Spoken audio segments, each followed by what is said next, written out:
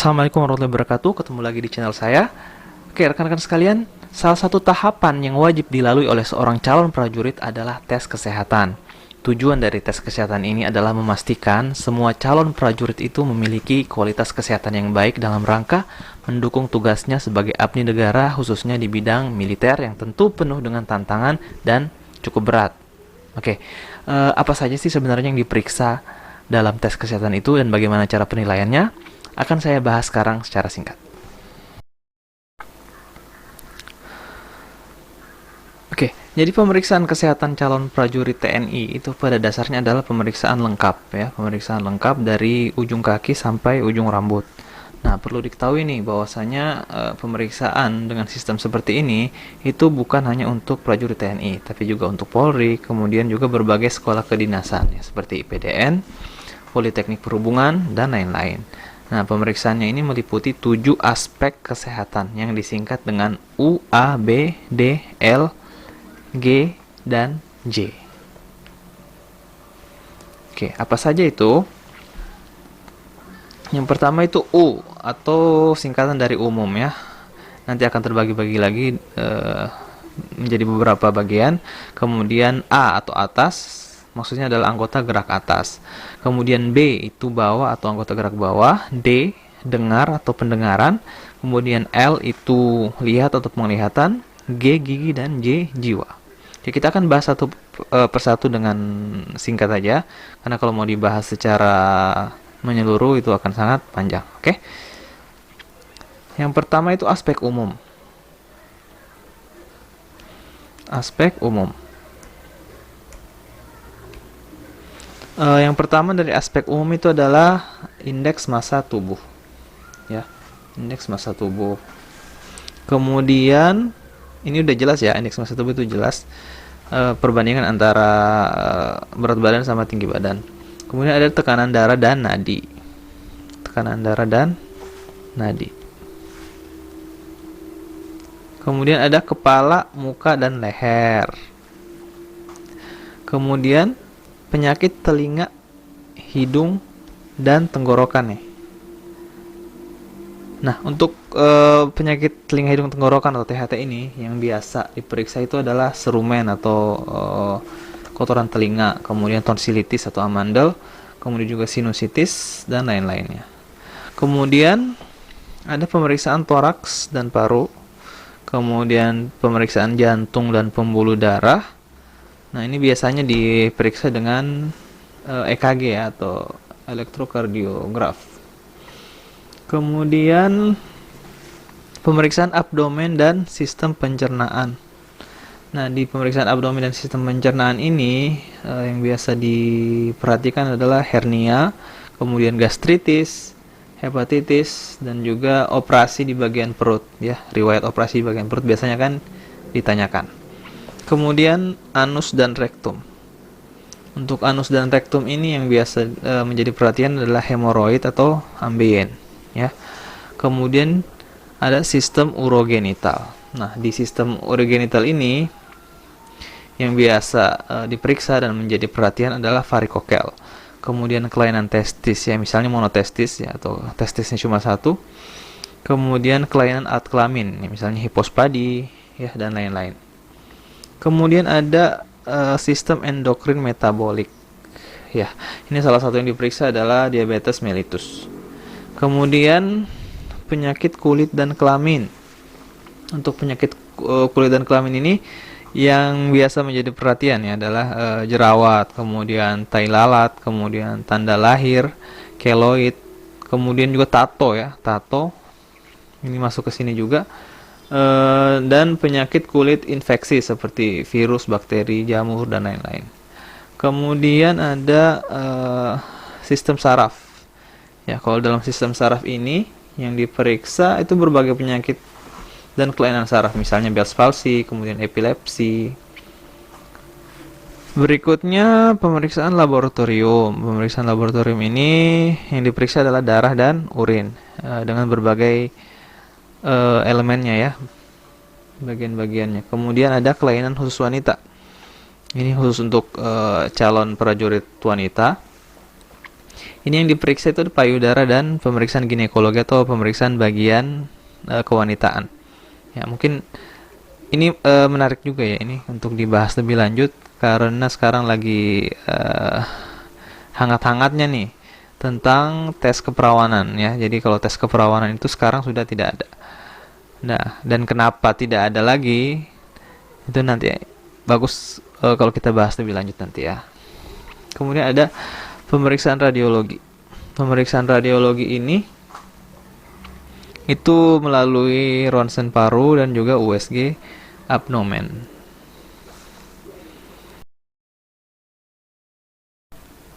Oke, berikutnya aspek A atau anggota gerak atas. Jadi untuk anggota gerak atas ini yang diperiksa adalah segala bentuk kelainan dan penyakit ya, segala bentuk kelainan dan penyakit yang terjadi pada tangan, kemudian bahu, kemudian punggung, kemudian tulang belakang bagian atas, baik yang bersifat kongenital atau bawaan lahir, kemudian trauma, peradangan, dan lain-lain. Ini misalnya riwayat patah tulang ya, atau kemudian bentuk tangan ya, apakah tangannya bengkok atau ada cacat, kemudian jari-jari ya, misalnya pernah kehilangan jari, seperti itu ya untuk anggota gerak atas. Kemudian yang berikutnya adalah anggota gerak bawah. Kalau anggota gerak bawah itu segala jenis penyakit dan kelainan pada kaki, kemudian lutut, kemudian tulang belakang bagian bawah ya, baik yang bersifat kongenital ya, atau bawaan lahir, kemudian trauma, peradangan, dan lain-lain.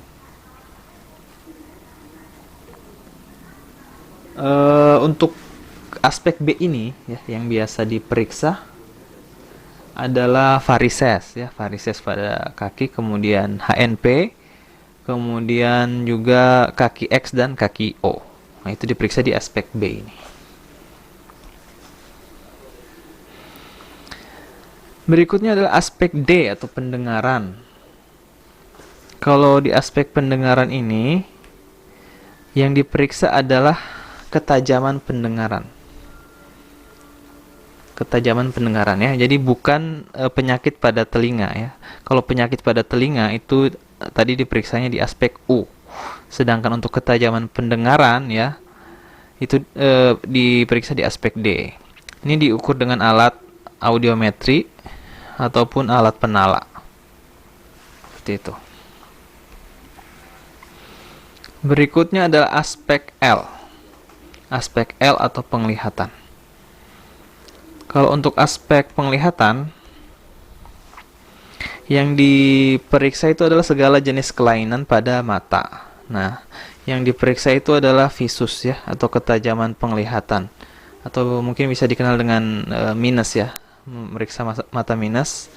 Itu pemeriksaannya menggunakan Snellen chart. Kemudian satu lagi yang diperiksa adalah tes buta warna.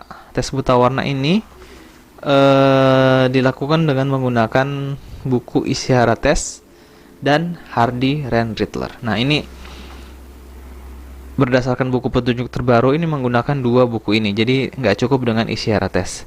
Nah, jadi kalian kalau misalnya mau periksa mata untuk tes buta warna, pastikan menggunakan dua buku ini ya ke dokter mata dan minta untuk dites dengan dua buku ini ya, jangan cuma Ishihara Test tapi dengan HRR atau Hardy-Rehn-Rittler.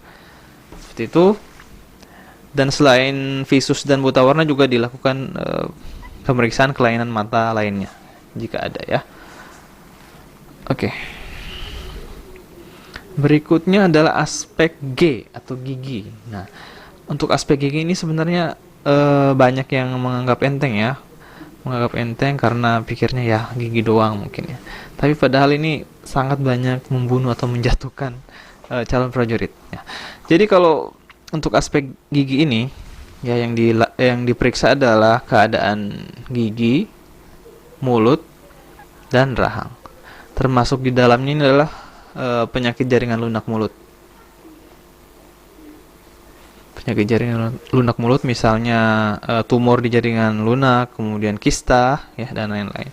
Kemudian penyakit jaringan keras gigi, itu yang paling sering pastinya adalah karies, kemudian ada hipoplasia email, dan lain-lain. Kemudian ada penyakit gusi.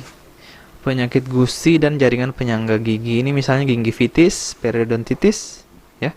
Kemudian kebersihan mulut. Nah, kebersihan mulut ini juga penting diperiksa. Biasa ditandai dengan plak, kemudian kalkulus, dan juga stain atau noda pada gigi. Kemudian susunan gigi geligi. Nah, ini yang kadang diabaikan oleh calon prajurit, yakni susunan gigi geligi. Ini juga penting padahal, dan sangat banyak ininya persyaratannya. Dan untuk gigi ini nanti akan kita bahas secara khusus di video yang lain, ya. Kemudian gigi yang hilang dan ditambal ini juga akan dihitung berapa, dan ada syarat-syaratnya tertentu. Dan yang terakhir ada protesa atau gigi palsu. Protesa atau gigi palsu ini baik yang lepasan maupun yang cekat.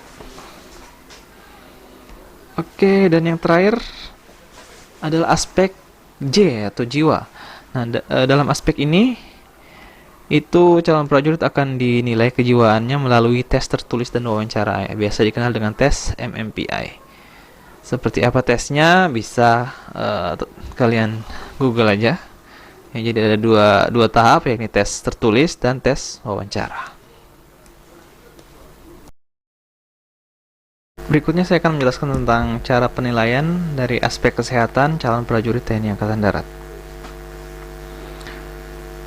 Oke, setelah mengenal 7 aspek kesehatan, ya, yang tadi telah saya jelaskan, ada satu istilah penting lagi nih yang harus kita pahami, yakni stakes. Apa sih stakes itu? Jadi stakes atau status kesehatan adalah suatu keadaan yang menunjukkan tingkat kesehatan seseorang untuk melaksanakan tugas-tugas yang akan dibebankan kepadanya. Penentuan stakes itu ada 4 tingkatan. Oke, bisa dilihat di sini.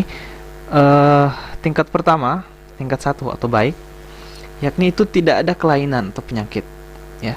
Atau kalaupun ada kelainan penyakit itu sangat ringan atau tidak berarti, dan ini berarti memenuhi syarat, ya, atau memenuhi persyaratan medis, ya, untuk menjadi anggota TNI Angkatan Darat. Kemudian tingkat 2 atau cukup baik. Nah, untuk cukup baik ini dia itu mempunyai kelainan, ya, kelainan atau penyakit yang ringan dan tidak mengganggu fungsi tubuh secara keseluruhan. Ini pun masih memenuhi persyaratan medis, ya, untuk anggota TNI Angkatan Darat. Berikutnya tingkat 3, ya, tingkat 3 atau cukup. Ini mempunyai kelainan atau penyakit yang akan mempengaruhi fungsi tubuh secara keseluruhan, tetapi masih dapat melakukan tugas-tugas militer secara terbatas. Ini pun masih memenuhi syarat. Dan yang keempat itu kurang. Kalau tingkat 4 ini, dia mempunyai kelainan atau penyakit yang berat dan akan mengganggu fungsi tubuh secara keseluruhan, serta tidak memenuhi persyaratan minimal sebagai anggota militer dan tidak dapat diberi tugas apapun di lingkungan TNI Angkatan Darat. Oke. Nah, sekarang bagaimana cara penilaiannya? Cara penilaiannya bisa dilihat di sini. Oke. Jadi masing-masing dari 7 aspek ini, ya, 7 aspek ini U, A, B, D, E, L, G, J akan diberi nilai, ya, 1, 2, 3, 4 berdasarkan tingkatan yang tadi kita jelaskan. Oke. Kita kasih contoh, ya. Ini misalnya untuk aspek U dapat 1, ya. Tingkat 1 atau stakes 1 bisa kita sebut seperti itu. Kemudian di A dapat 2. Kemudian di B juga dapat 2. Kemudian di D dapat 1. Di L-nya dapat 3. Di G-nya dapat 2, dan di J-nya dapat 1. Nah, setelah mendapat skor seperti ini, lanjut ke penentuan stakesnya. Penentuan stakesnya itu dilihat dari skor terendah. Nah, karena di sini skor terendahnya 3, maka dia dapat stakesnya 3. Kenapa 3? Karena skor terendahnya adalah 3. Oke. Kita coba contoh yang lain ya. Ini misalnya nih ya, untuk U-nya dapat 1, A-nya juga 1, B-nya 1, D-nya 1, L-nya 1. Ya, ini agak ekstrim ya. Kemudian G-nya 4 dan J-nya 1. Maka dia akan mendapatkan stakes 4 ya. Karena nilai terendahnya adalah stakes 4 di gigi ya. Di gigi. Seperti itu. Bisa dipahami ya sampai sini. Jadi calon prajurit yang mendapatkan stakes 1 sampai 3 itu dinyatakan memenuhi syarat. Sementara yang stakes 4 dinyatakan tidak memenuhi syarat. Walaupun ya, ini perlu diperhatikan, untuk stakes 3 itu sebenarnya agak berat ya, agak berat karena nanti akan kalah dengan ketika perankingan ya. Ketika perankingan nanti akan kalah walaupun tetap memenuhi syarat. Ini bisa saja memenuhi syarat, bisa saja lulus apabila misalnya jumlah pendaftarnya sedikit ya. Jumlah pendaftarnya sedikit, kemungkinan stakes 3 masih bisa lulus ya. Tapi kalau pendaftarnya banyak, ya ini agak sulit. Nah, ini penting diketahui supaya teman-teman ketika melakukan cek kesehatan, ada yang stakes 3 misalnya, itu harus segera diobati atau diperbaiki agar bisa bersaing dan bisa lulus. Baik, itu tadi penjelasan singkat tentang 7 aspek kesehatan yang dinilai dalam tes kesehatan calon prajurit dan juga bagaimana cara menilainya. Semoga bisa dipahami dan semoga bermanfaat bagi teman-teman sekalian. Kalau ada yang ingin ditanyakan, silakan tulis di kolom komentar. Oke, sekian. Wassalamualaikum warahmatullahi wabarakatuh dan tetap semangat.